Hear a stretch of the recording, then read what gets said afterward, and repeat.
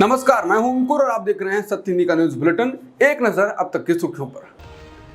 Allopathy के खिलाफ पतंजलि के विज्ञापन मामले में योग गुरु बाबा रामदेव को सुप्रीम कोर्ट से मंगलवार को भी राहत नहीं मिली। सुप्रीम कोर्ट ने बाबा रामदेव को माफ करने से इनकार कर दिया और फिर से 23 अप्रैल को पेश होने का आदेश दिया।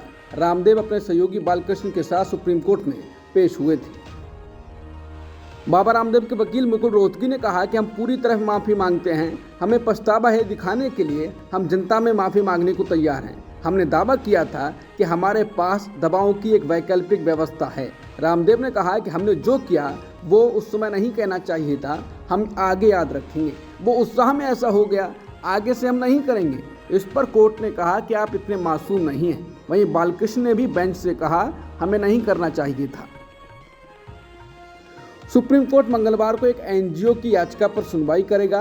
इस याचिका में ईवीएम के जरिए डाले गए वोटों का वीवीपैट से क्रॉस वेरिफिकेशन करने की मांग की गई है। पिछले हफ्ते एडीआर की ओर से पेश वकील प्रशांत भूषण ने याचिका पर तुरंत सुनवाई की मांग की थी, जबकि वरिष्ठ वकील गोपाल शंकर नारायण ने कहा था कि चुनाव नजदीक हैं और अगर मामले की सुनवाई नहीं हुई तो याचिका निरर्थक हो जाएगी। सुप्रीम कोर्ट ने सोमवार को उत्तर प्रदेश राज्य से मुजफ्फरनगर स्कूल थप्पड़ मामले में अपराधी पर मुकदमा चलाने के लिए उठाए गए कदमों के बारे में पूछा। बता दें, मामला उस घटना से संबंधित है जहां मुजफ्फरनगर के एक स्कूल में एक शिक्षिका ने अपने छात्रों से एक छात्र को थप्पड़ मारने के लिए कहा था और कथित तौर पर उसके खिलाफ सांप्रदायिक गालियां दी। आम आदमी पार्टी के नेता संजय सिंह ने मंगलवार को प्रेस कॉन्फ्रेंस की, जिसमें उन्होंने तिहाड़ जेल से सीएम अरविंद केजरीवाल की चिट्ठी पढ़कर सुनाई जो उन्होंने जनता के नाम लिखी है। संजय सिंह ने कहा कि अरविंद केजरीवाल जी ने दिल्ली की जनता के लिए एक संदेश भेजा है और उन्होंने लिखा है, मेरा नाम अरविंद केजरीवाल है और मैं कोई आतंकवादी नहीं हूँ। अरविंद केजरीवाल ने भाजपा पर सीधा हमला किया और लिखा कि उनकी दुर्भावना इतनी बढ़ चुकी है कि केजरीवाल को अपने परिवार से मुलाकात शीशे की दीवार से करनी पड़ती है।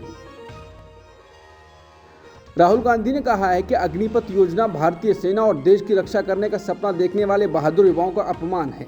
ये भारतीय सेना की नहीं, नरेंद्र मोदी के कार्यालय में बनी योजना है जिसे सेना पर थोप दिया गया है।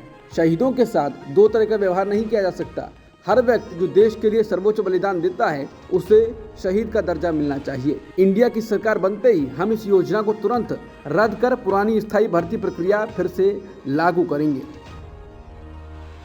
राहुल गांधी मंगलवार को लगातार दूसरे दिन वायनाड में अपने चुनाव में जनसंपर्क कर रहे हैं। आपको बता दें कि केरल की सभी 20 लोकसभा सीटों पर 26 अप्रैल को दूसरे चरण में मतदान होगा।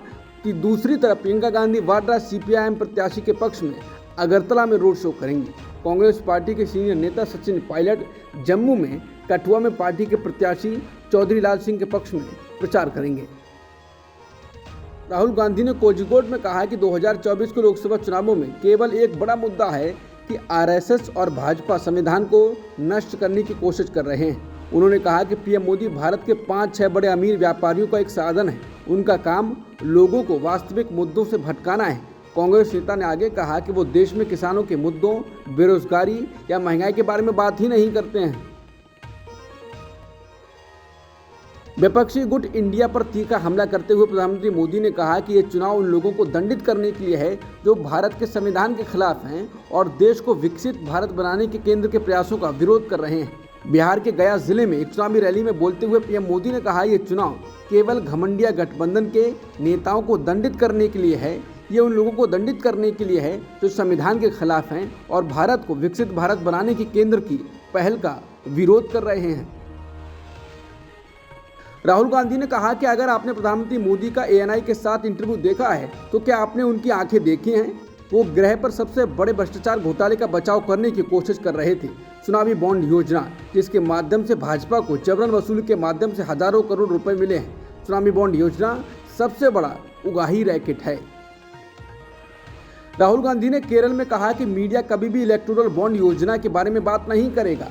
अगर वो चुनावी बॉन्ड पर कोई लेख लिखेंगे तो ईडी, सीबीआई भी उनके घर पहुंच जाएगी। आज देश का ऐसा माहौल है। कांग्रेस नेता सुप्रिया श्रीनेत ने एक वीडियो ट्वीट किया है जिसमें पत्रकार जनता से माहौल जान रहा होता है।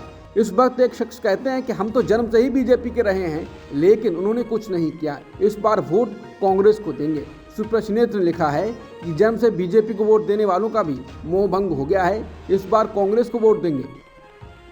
बहुजन समाज पार्टी यानी बसपा ने उत्तर प्रदेश में लोकसभा उम्मीदवारों के लिए 5वीं सूची जारी की है। इस सूची में 11 सीटों पर पार्टी ने प्रत्याशियों के नामों का ऐलान कर दिया है। इनमें 10 सीटें नई हैं, जबकि एक में पार्टी ने अपना प्रत्याशी बदला है। बसपा ने वाराणसी संसदीय क्षेत्र के लिए भी अपने प्रत्याशी के नाम का ऐलान किया है। यहाँ पार्टी ने प्रधानमंत्री मोदी के सामने अतहर जमाल लारी को उतारा है। बॉलीवुड अभिनेता सलमान खान के घर के बाहर गोली चलाने के मामले में 2 संदिग्धों को गिरफ्तार किया गया है। समाचार एजेंसी पीटीआई के अनुसार इन दोनों को गुजरात से गिरफ्तार किया गया है। रविवार 14 अप्रैल को सलमान खान के घर के बाहर गोली चलाने की घटना के बाद मुंबई पुलिस मामले की छानबीन कर रही थी। समाचार एजेंसी पीटीआई के अनुसार मुंबई पुलिस ने बताया कि क्राइम ब्रांच की टीम ने इन संदिग्धों को गुजरात के भुज से गिरफ्तार किया और अब उन्हें मुंबई लाया जा रहा है। इजरायली वॉर कैबिनेट ने इस बात पर चर्चा की है कि ईरान के ड्रोन और मिसाइल हमलों का जवाब कैसे दिया जाए। अभी तक इजरायल ने यह नहीं बताया है कि इस बैठक में कोई फैसला लिया गया है या नहीं। इजरायल के सहयोगियों ने ईरान के कदम की निंदा की थी, मगर साथ ही बिन्यामिन नेतन्याहू सरकार से संयम बरतने की अपील भी की थी। ईरान ने संकेत दिए हैं कि उसकी तरफ से मामला अब खत्म हो चुका है, मगर इजरायली सेना के प्रमुख का कहना है कि ईरान को जवाब जरूर दिया जाएगा। हालांकि अमेरिका नहीं चाहता कि इजरायल की ईरान पर कार्रवाई से दुनिया भर की आर्थिकी पर असर पड़े। अब तक की सुर्खियों में इतना ही।